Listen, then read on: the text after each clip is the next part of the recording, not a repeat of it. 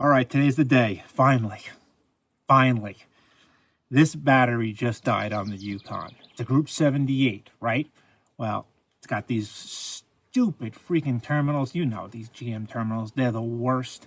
With the tiny little bolts you try and connect a jumper to, it's impossible.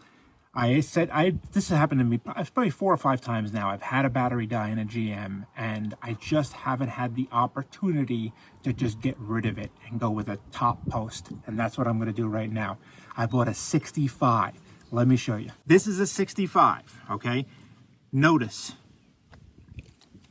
the terminals are on the correct side. So I got negative on this side, and I got positive on this side, and they're on the back, okay?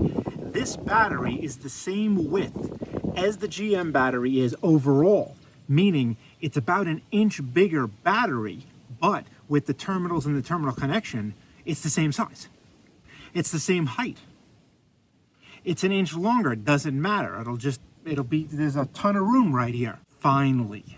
You don't know how happy I am to get these top posts. So we're gonna clip off the old connections, put the new ones on, and we're gonna be in good shape. Another good thing about this battery, because it's bigger, it's 850 cold cranking amps instead of this one, which is 770. So it's an even bigger battery. Picked up a new Easy Red battery service kit.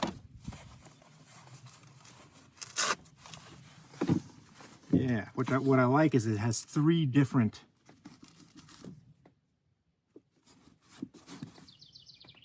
see that?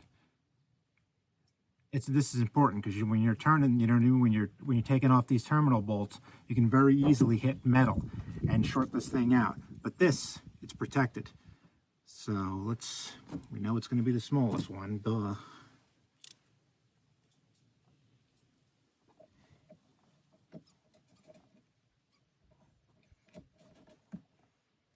Yeah. Oh, this is sweet. This is sweet right here. This is really nice. This will be the last time I ever use this tool, though.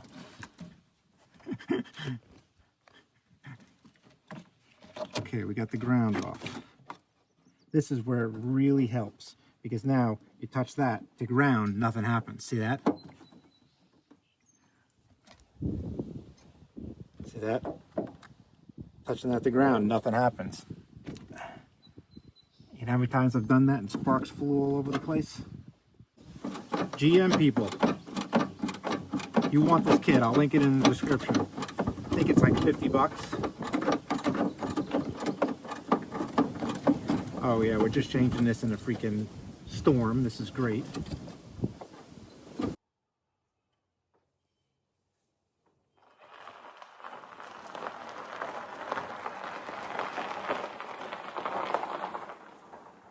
We're out of the wind a little bit. Let's get a 13, I believe.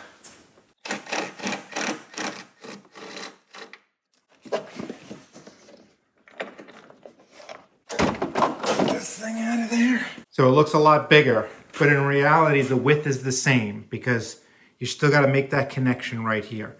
Width is the same, height is the same, other than the terminal parts, which is not a big deal. We have the height, and the length is whatever that is. An inch and a half.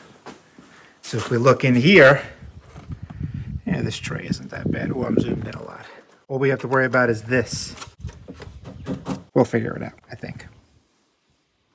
I hope.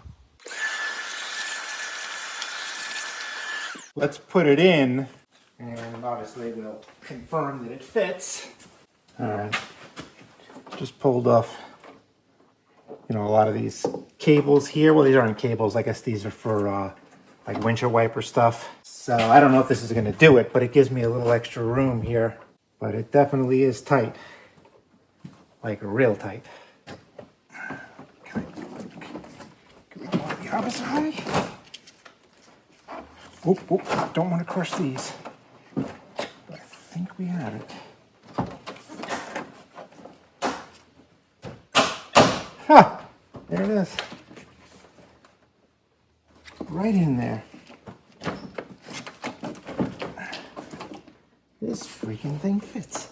This This is the biggest battery you can put in this spot. It's not even, I mean, this is unreal. I gotta get you in here and see exactly. This is incredible. This is amazing.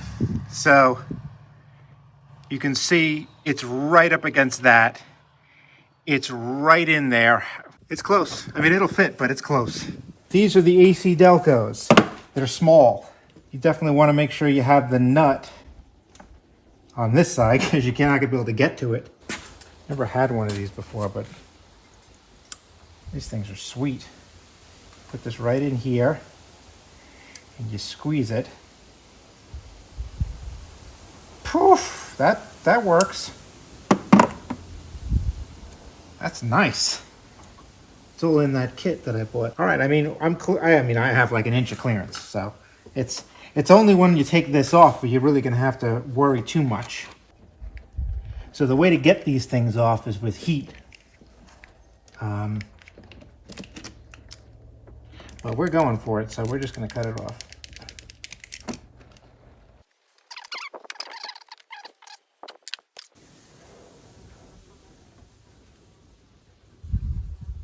Copper's looking good. All right. Okay, that's one. Oof, this is tight. Is it gonna make it? Bro. This is tight, man. Pulling off this thing.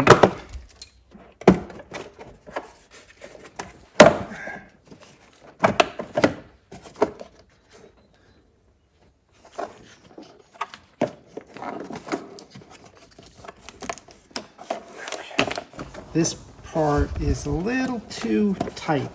We need to open this up a little bit. How are we going to enlarge it? Well, I think we'll just use a hacksaw.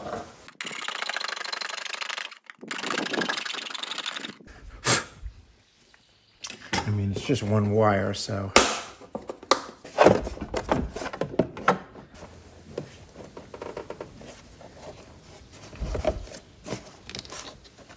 That'll do it right there. Well, let me get it locked in. Perfect. Okay.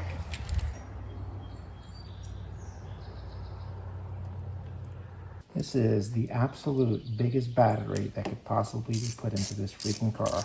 In this spot, I mean.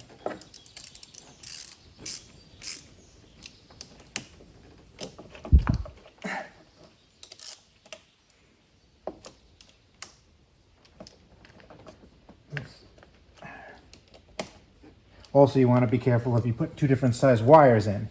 It could squish down on one and leave one loose. So you got to make sure they're both tight. And they are. All right, we're down in there.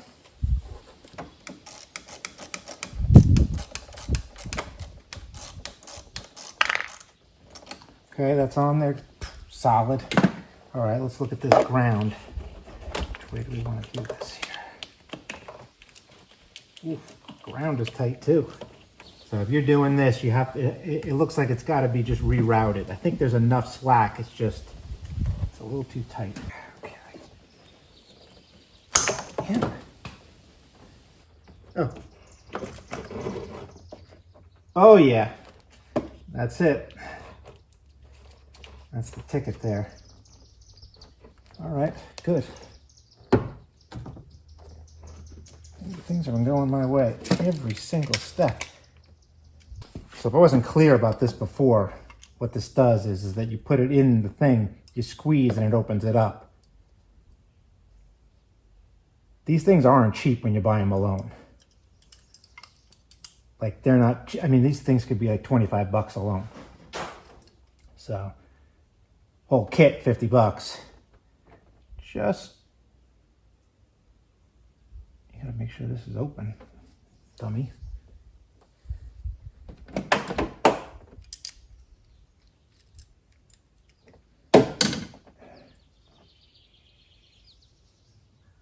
You're just tweaking it. Loosen the nut just a hair. Just giving it a tweak. You don't want to break it. Perfect. I personally haven't seen any videos of anybody doing this.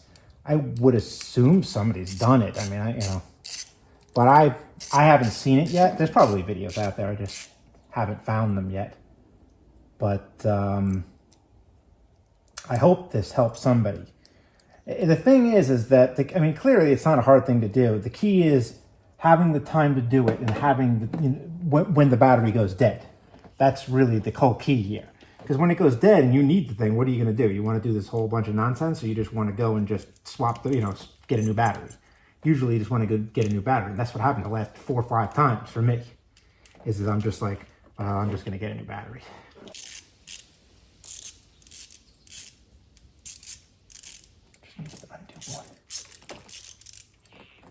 Tight, tight, tight.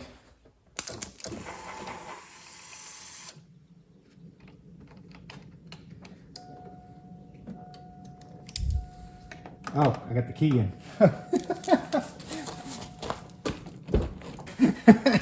I had the key in because, I was moving the car. Okay. Got this one on. This is good. Clean up my tools.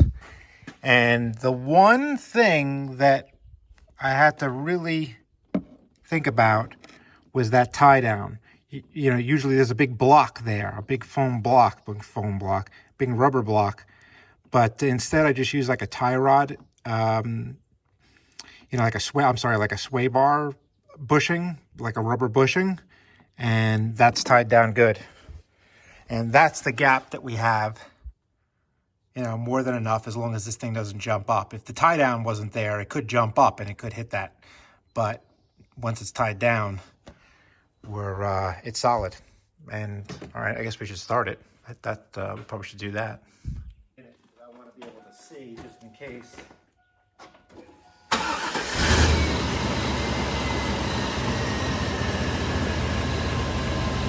Let's get the volt meter.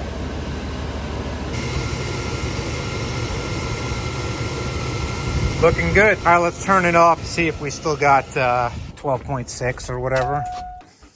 So yeah, we got, All right, good. I mean, I see no issue here. 850. Let me get you on over here one more time. This is a 65, right? Yeah, right there, you can see it. Group size 65. And this is the max 65 with 2 X's.